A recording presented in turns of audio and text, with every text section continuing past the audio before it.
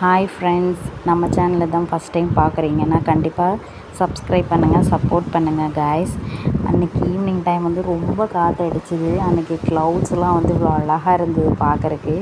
இதே நம்ம சின்ன வயசில் வந்து க்ளவுட்ஸ் எல்லாம் வந்து டிஃப்ரெண்ட் ஷேப்பில் வந்து அழகாக இருக்கும். மேலே பார்த்தோம்னா என்ன மாதிரி யாரெல்லாம் வந்து அதை வந்து பார்ப்பீங்க அப்படிங்கிறத வந்து கமெண்ட் பண்ணுங்கள். கண்டிப்பாக நானும் தெரிஞ்சுப்பேன். என்ன மாதிரியே நிறையா பேர் இருக்கீங்க, இன்னும் அந்த மாதிரி பழக்கத்தை யாரும் இன்னும் விடலை அப்படிங்கிறத.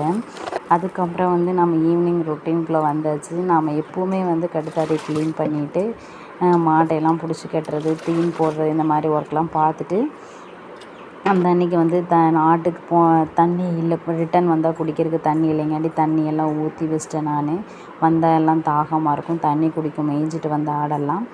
அதுக்கு தண்ணி ஊற்றி முடிச்சிட்ட பிறகு நாம் வந்து துணியெல்லாம் எடுத்து காய போட்ட துணியெல்லாம் வந்து எடுத்து வச்சிட்டேன். நான் மேக்ஸிமம் காலையில் காய போட்டால் நான் ஈவினிங் தான் எடுப்பேன் எப்போவுமே துணியை. அதெல்லாம் எடுத்து வச்சுட்டு அதுக்கப்புறம் நைட் என்ன டின்னர் செய்யலான்னு வீட்டுக்குள்ளே வந்து பார்க்கும்போது இந்த பிரண்டை தலையை நான் காலையில் பொரிச்சிட்டு வந்து வச்சுருந்தேன். நான் காட்டுக்குள்ளே போனப்போ அதையும் சரி அதை ரெடி பண்ணி வச்சிடலாம் ஆடு வரதுக்குள்ளே அப்படின்னு சொல்லிவிட்டு நான் இதை மட்டும் எல்லாத்தையும் ரெடி பண்ணி வைக்கிறேன். அந்த தலையெல்லாம் போடக்கூடாது, அந்த க்யூப்ஸ் மட்டும் இருக்கிறத மட்டும் தோலை நீக்கிட்டு போடணும்.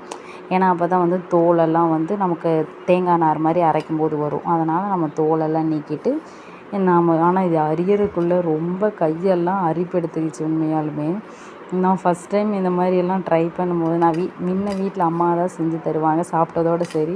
இன்றைக்கி நாம் வந்து மேரேஜ் ஆனதுக்கப்புறம் நாம் செய்யும்போது இதில் இவ்வளோ டிஃபிகல்ட்டிஸ் இருக்கா உண்மையாலும் அப்படிங்கிறத நான் ரியலைஸ் பண்ணேன்.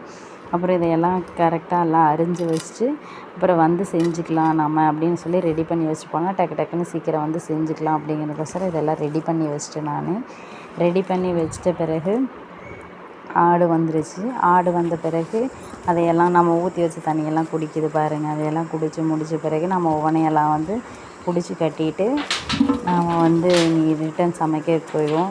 இந்த வீடியோ பிடிச்சிருந்தால் லைக் பண்ணுங்கள், ஷேர் பண்ணுங்கள், கமெண்ட் பண்ணுங்கள்.